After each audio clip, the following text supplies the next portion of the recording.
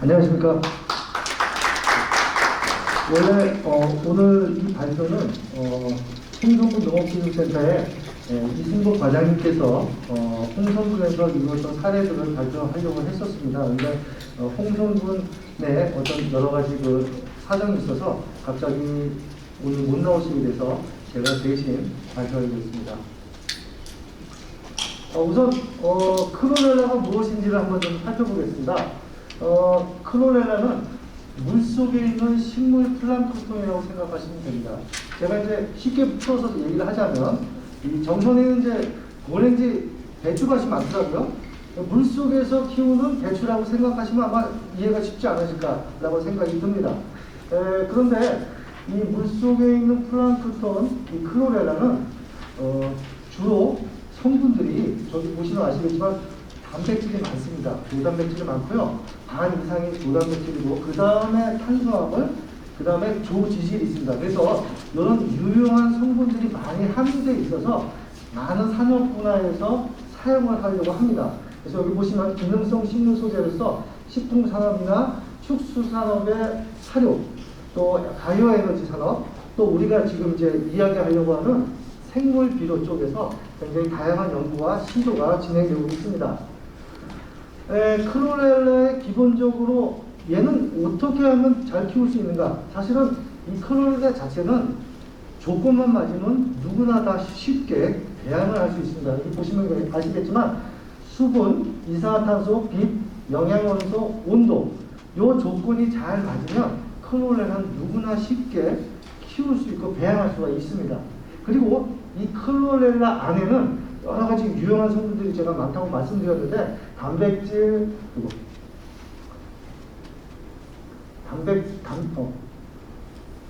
단백질, 엽록소, 미네랄, 비타민 등 각종 영양소가 골고루 균형 있게 녹아져 있어서 이거를 추출을 해서 살 수 있는 여러 가지 산업 분야들이 있습니다. 특별히 이제 바이오 연료 산업, 그래서 이제 바이오 디젤이라든가 바이오 에탄올 등에 사용하는 경우가 많고요. 그 다음에 지금 우리가 이제 이슈로 삼고 있는 이산화탄소 문제가 있지 않습니까? 그 이산화탄소를 생물 고정화시킬 수 있는 기술로도 여러 가지 연구를 하고 있습니다.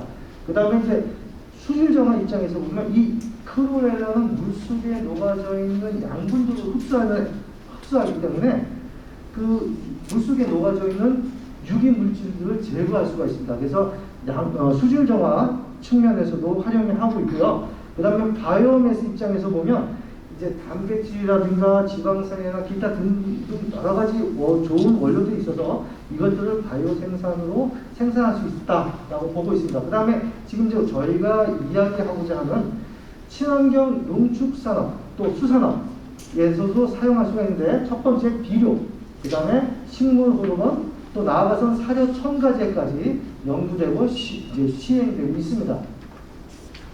자, 이것을 이제 좀 더 시각적으로 제가 이제 표현을 하자면, 이렇게 이제 여러분 보시겠죠? 이 물가죠. 이 겨울가에 이렇게 녹색을 띠고 있는 친구들이 크로렐라라고 보시면 되는데, 그러면 이제 우리가 흔히 오해할 소지가 있습니다.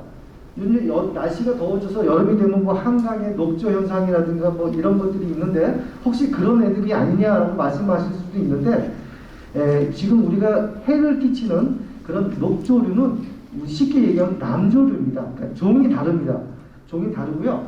얘는 안전한 크로렐라라고 보시면 됩니다. 그래서 이 크로렐라 마이크로 LG는 식품, 사료, 섬유, 바이오디젤 혹은 우리가 하려고 하는 생물 비료 단계까지 지금 연구 단계에 있습니다.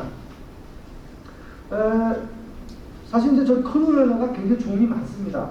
그런데 이제 농업진흥청에서 이 크로렐라 중에서 어떤 크로렐라를 선별해서 하는 것이 가장 적합할까를 연구를 했습니다. 그래서 우리나라 전국에 각지에 흩어져 있는 하천에 혹은 냇가에서 이 크로렐라를 다 채취를 했습니다. 채취를 해서 조사를 해보니까 그 중에서 전라남도 구례에 있는 이 크로렐라가 가장 깨끗한 크로렐라가 될 거라고 예상을 해서 지금 현재 각 지역의 농업기술센터에서 보급되고 있는 크로렐라는 다 이 전라남도 구례에 있는 크로렐라를 조상을 모시고 있는 크로렐라라고 생각하시면 되겠습니다. 자, 그러면 이게 이제 농업적으로 어떻게 활용될 것이냐를 봤을 때, 일단 뭐, 왜 크롤렐라를 사용했느냐, 이 얘기가 나와야 되겠죠? 그래서 사실은 이 크롤렐라는 우리나라 같은 경우에 열악한 친환경 유기농업을 좀 활성화시키고, 그 다음에 그럼으로 말미암아 우리 농가의 소득을 좀 증가시켜보자. 그 다음에 또 한 가지는 좀 양질의 안전한 먹거리를 생산하는 데 목적을 두고 있습니다. 그래서 2015년도부터 17개 시군 농업기술센터에서 18개 작물 실험을 했습니다. 그 다음에 그 이듬해 2016년도에는 16개 시군 농업기술센터에서 15개의 작물을 가지고 시범 사업을 벌였습니다. 뭐 예를 들면 홍천 농업기술센터에서는 부추를 했고요. 그 다음에 고령에서는 무화과를 했습니다. 나주와 영암에서는 고추를 했고요. 의령에서는 미나리를 했습니다. 기타 등등 이제 각 작물별로 각 시군의 특성화된 작물들이 있겠죠. 이 작물들을 가지고 이제 시범 사업을 벌였던 거죠. 자, 그렇다면 이렇게 크롤렐라를 보급 사업을 하는데 제일 중요한 게 있겠죠. 안전하냐는 겁니다. 그렇잖아요. 우리가 이제 비료를 너무 과다하게 주면 문제가 많이 생기는 것처럼 이 크롤렐라가 정말 우리가 안전한 것으로 인식할 수 있겠냐? 그래서 식약청에 관련 고시가 되어 있습니다. 안전하게 사용할 수 있는 기능성 식품 소재다라고 고시가 되어 있고요. 이제 친환경 농업 육성 및 유기식품의 관리 지원에 관한 법률 시험령에 보시면 토양 개량과 작물 유의한 사용이 가능한 물질로 등록이 되어 있습니다. 또한 병해충 관리를 위해 사용 가능한 물질로도 등록이 되어 있다는 겁니다. 그래서 그러면 이게 다 좋은 거냐라고 볼 수 있겠는데, 사실은 우리가 이 크롤렐라 농법을 활용함에 있어서 좀 주의할 점도 있고 또 좋은 점도 있습니다. 좋은 점 같은 경우에는 제가 아까 말씀드린 것처럼 누구나 다 조건만 잘 맞춘다면 배양이 가능하다는 겁니다. 그 다음에 작물의 어떤 성장 시기별로 구분되지 않고 언제든지 활용 가능하다는 겁니다. 크게 나와서 이야기하면 되죠. 그 다음에 좀 우리가 조심해야 될 부분들이 있습니다. 이 크롤렐라를 너무 고농도로 처리하면 오히려 성장을 장애하는 보고가 있습니다. 근데 사실은 제가 이제 좀 넘어가면서 이 부분에 대해서 다시 한번 설명을 드리겠지만, 오히려 이 단점이 또 잘 활용하면 오히려 유익을 가져주는 그런 점도 있습니다.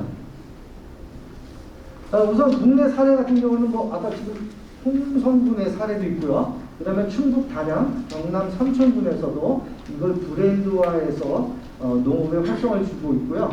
전남 화순군 같은 경우는 벼 재배에 크롤렐라를 접목해서 생산량을 증대하는 데 사례가 있습니다. 그 다음에 효과적으로 보면 일단 농약을 적게 쓰거나 농약을 안 쓸 수도 있다는 겁니다. 그 다음에 물을 절약할 수 있다는 거죠. 그 다음에 제초제 등에 제초제를 뿌렸을 때 약재 감수성이 감소한다는 보고가 있습니다. 그 다음에 이제 농촌진흥청 축산과학원에서는 이걸 사료와 섞어서 배합을 해서 급여를 해봤더니 사료의 효율 증대가 일어나고 또 그 면역력이 증가되는 보고가 있습니다. 자, 그럼 우리나라뿐만이 아니라 해외에서는 또 어떠냐? 해외에서는 이 건조한 크롤렐라 분말을 처리를 했더니 상추와 밀의 생육이 촉진되고 또 양조용 포도의 당도가 높아지고 신맛이 감소되더라라는 보고가 있습니다. 그 다음에 인도에서는 논토양 비료로서 사용돼서 비료 처리구에 비해서 수확량이 증대되는 보고가 있었고요. 또 결과적으로 이 크롤렐라를 처리했을 때 이 배양액, 크롤렐라를 분리한 이 배양액을 가지고 토마토의 수경 개발을 해보았더니 수량이 증대되더라는 보고가 있습니다. 자, 그렇다면 실질적으로 각 지역에 시범적으로 실시했던 농업기술센터에서의 사례들을 한번 좀 살펴보겠습니다. 우선 홍성군 농업기술센터에서는 부추를 가지고 시범 사례를 했습니다. 시범 사업을 했는데 농가 소득이 151% 증대되더라. 또 고령군에서는 무화과에 이 크루렐라를 적용했더니 농가 소득이 18% 증대되더라는 보고가 있습니다. 그 다음에 이제 군위군 같은 경우는 거봉에 이 크루렐라를 적용을 했습니다. 했더니 농가 소득이 한 77% 증대되더라. 그 다음에 이제 의령군 농업기술센터에서 밤미나리에 이 크루렐라를 접목을 했더니 농가 소득이 25% 증대되는 효과가 있었습니다. 천안시와 논산시는 저희 잘 아시겠지만 딸기 재배로 유명합니다. 이 딸기 재배에 이 크루렐라를 접목했더니 사실은 딸기가 가장 취약점이 경도가 약하고 무르다는 거죠. 물러서 저장성이 오래가지 않고 흰가루병이나 잿빛 곰팡이병이 자주 발생을 합니다. 그런데 이 크루렐라를 처리해 놓았더니 경도가 증가돼서 저장성이 늘어나고 그 다음에 흰가루병과 잿빛 곰팡이병이 한 3분의 1로 감소되더라는 보고가 되어 있습니다. 아까 제가 이제 처음에 말씀드린 장점과 단점을 말씀드렸을 때 이 단점에 대한 말씀을 드렸잖아요. 근데 자, 요 부분에 대해서 우리가 잘 이것을 이용하면 좋은 효과를 볼 수 있다라고 이야기했는데 이 금상군 같은 경우는 이 들깨를 가지고 크루렐라 처리를 했습니다. 그래서 전년 대비 깻잎 가격을 한 130% 높게 받았다는 이야기인데 우리가 주목해야 될 것은 실제로 이 들깻잎을 수확하신 분의 이야기를 들어보면 이제 고온 시기에 이 작물이 웃자라죠. 그래서 빨리 수확을 해야 됩니다. 해야 되는데 시기적으로 또 인원적으로 이게 쉽지 않다는 거죠. 그래서 이 크루렐라를 고농도로 처리를 했더니 오히려 성장을 조금 늦추는 바람에 웃자라는 걸 방지했다는 거죠. 그래서 충분히 수확할 수 있는 시기를 벌었다라는 이야기를 하십니다. 그 다음에 이제 나주시 같은 경우는 고추를 했는데, 고추에서는 농가 수익이 한 50% 증가되는 효과가 있었습니다. 자, 그렇다면 이제, 본론적으로 홍성군에서는 어떻게 이걸 시범사업을 끌어갔는지를 한번 좀 살펴보겠습니다. 우선, 홍성군에서는, 농업기술센터에서는 이제 이 크루렐라를 대량 배양할 수 있는 기술을 연구를 시작했습니다. 그래서 특허를 냈고 이렇게 해서 아주 대량 배양이 가능한 큰 배양기를 개발을 했습니다. 그 다음에 이것을 이제 관내 이제 시범부에 적용을 했죠. 적용을 해서 이제 연구를 하면서 그 연구 결과를 가지고 농가를 교육시키고 평가하는 일을 했습니다. 그 다음에 이제 부추를 가지고 크루렐라 처리와 무처리를 이제 한번 효과를 한번 찾아봤더니 여기 보시는 바와 같이 무처리했을 때 10아르당 9,000단이 나왔다고 합니다.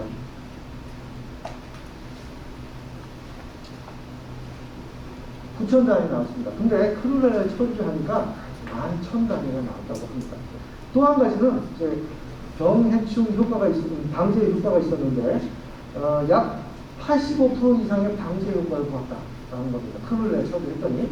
그리고 저장 기간이 보통 5일 정도였는데 이 크루렐라를 처리하니까 10일 정도 늘어나서 15일까지 저장을 해서 상품에 아무런 문제가 없었다는 이야기입니다. 그래서 이제 홍성군에서는 이걸 브랜드화 시키자 해서 크루렐라를 접목한 열매, 바실이죠. 바실인 경우에는 크로랑이라는 브랜드를 만들었고요. 그 다음에 채소에 크루렐라를 적용시켰을 때 클레온이라는 브랜드를 만들어서 보급 사업을 시작했습니다. 그래서 이제 현장 적용을 대파로 해봤더니 대파 같은 경우에는 이 검은 무늬병이 발생을 하는데 이 검은 무늬병 발생이 76% 경감되더라는 이야기입니다. 물론 이제 수량도 늘어났겠죠. 그 다음에 이제 아까 사료급여에 적용한다고 얘기했는데 이제 양계에 이 닭에 이 크루렐라를 섞어서 급여를 했더니 결함의 무게가 7.5g 증가되더라는 효과가 있었습니다. 그 다음에 이제 콩나물 같은 경우도 이제 가장 우리가 콩나물을 재배하는데 실패하는 원인이 이제 부패율인데 부패율이 79% 감소되고 수량은 29% 증가되고 소득 수준은 45% 증가됐다는 보고가 있습니다. 자, 딸기가 아까 이제 논산하고 청와대 얘기 말씀드렸지만 이제 딸기는 이제 세 가지 주로 많이 하는 게 이제 촉성재배, 반촉성재배, 여름재배가 있습니다. 근데 이 촉성재배, 반촉성재배 중에 이제 하우스에서 많이 하고 있는데 이 하우스에서 우리가 딸기를 재배할 때 고온 장애가 발생할 수 있죠. 근데 이 크로렐라를 아까 제가 말씀드렸듯이 약간 고농도로 처리했을 때 100배 정도 처리합니다. 보통 우리가 이제 크로렐라를 연면시키기 할 때는 250에서 100배, 500배의 희석을 하고 있고 관주로 했을 때는 500배 이상을 이제 희석을 해서 관주로 시기를 하는데 이제 요 고온 장애를 막기 위해서 100배 좀 농도가 높은 거죠. 농도가 높은 100배의 희석액을 살포를 했더니 고온 장애를 극복하더라. 그 다음에 이제 병해충 억제 효과가 있어서 흰자루병이나 잿빛 곰팡이병을 낮출 수 있었다라는 이야기입니다. 물론 이제 그 수확기에는 다시 한번 이제 살포를 해서 저장성이라든가 아까 경도라든가 이런 것들을 높일 수 있었다는 겁니다. 뭐 그래서 이제 반촉성도 마찬가지로 동일한 효과가 있었고요. 그 다음에 이제 여름 재배도 마찬가지로 그런 시기별로 저희가 이제 적정하게 배양 희석을 요했을 때 그 효과들을 보았다는 이야기입니다. 그 다음에 이제 양파 같은 경우에도 생육 초기에는 고온 장애를 위해서 100배 희석을 했고요. 그 다음에 이제 병 억제용으로는 이제 250배로 이제 크로렐라를 살포했을 때 가뭄 전무리병이 예방될 수 있었다는 이야기입니다. 물론 이제 수확기에도 동일하게 살포를 해서 신선도를 유지할 수 있었다는 거죠. 그 다음에 이제 감자 같은 경우에는 오히려 이제 아까 이제 고온 장애도 고온 장애 있었지만 저온 장애도 있을 수 있거든요. 근데 감자 같은 경우에는 저온 장애도 개선되더라는 보고가 있습니다. 이렇게 해서 자 그러면 우리가 정선에서 크로렐라를 배양하는데 도대체 그러면 다른 시균에서 하는 거하고 뭐가 다르냐는 거죠.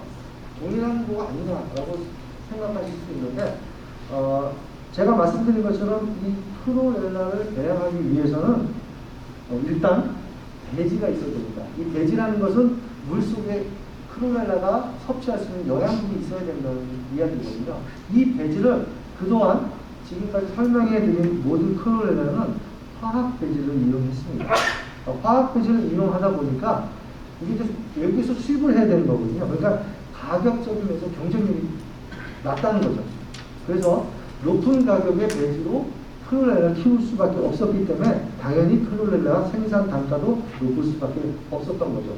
근데 이것을 어떻게 극복하고 해결할 수 있는가 고민하면서 이제 저희 연구실에서 가지고 있는 기술들이 있습니다. 먼저 이제 그 기술 설명하기 전에 우리가 이제 가장 어려운 유기 자원 중에서 가장 처리하기 어려운 현기 소화액이 있습니다.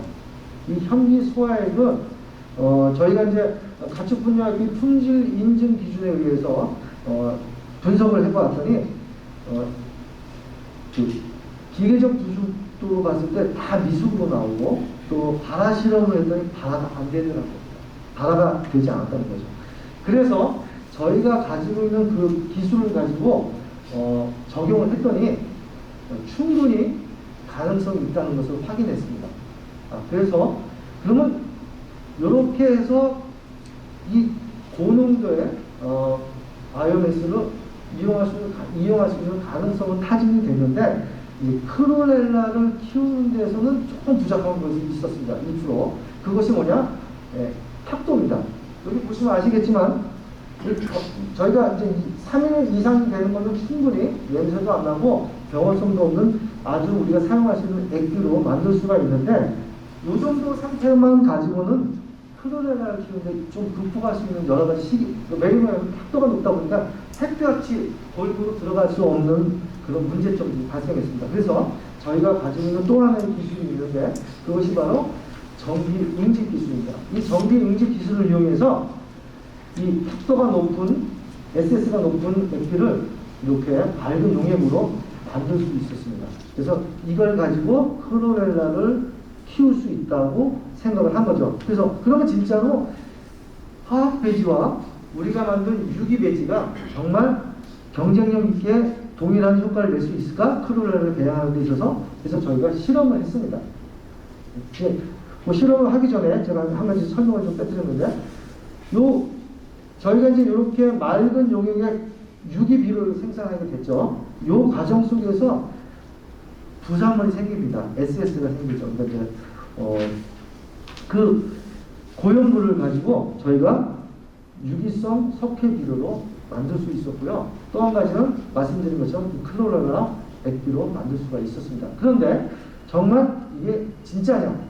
제가 실험을 해 보았더니, 여기 이제 보시면 아시겠지만 화학 배지와 저희가 만든 유기 배지를 했더니 초기 성장률은 조금 느립니다. 그런데 어느 정도 시간이 흘러가니까 오히려 고농도 배양에는 유기 배지가 훨씬 유리하다는 결론을 얻게 됐습니다. 그래서 우리가 이제 이걸 가지고 한번 클로렐라를 배양해보자 실시를 하게 된 겁니다. 그럼 그 다음에 저희가 이제 이렇게 만든 정제 액비와 일반적으로 시중에서 판매되는 것과의 환산 가치는 도대체 어느 정도인지를 한번 좀 비교해 보았습니다. 그랬더니 야액용 화학비료라고 우리 많이 쓰고 있죠. 이런 걸 봤을 때 리터당 우리가 만든 이 정제 액비는 환산 가치가 185원이었습니다. 그 다음에 이제 우리 다이소에 가면 왜 식물 영양제로 많이 팔고 있는 이런 앰플들이 있죠.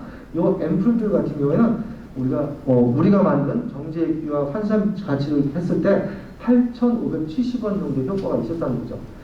그 다음에 이제 아까 말씀드린 것처럼 화학 배지로 환산했을 때는 한 4,200원 정도의 가치가 있는데, 이 4,200원 정도의 가치를 이 크로렐라를 배양함으로 말미암아 14만 원 정도의 가치까지 끌어올릴 수 있었다라고 저희가 보고 있습니다.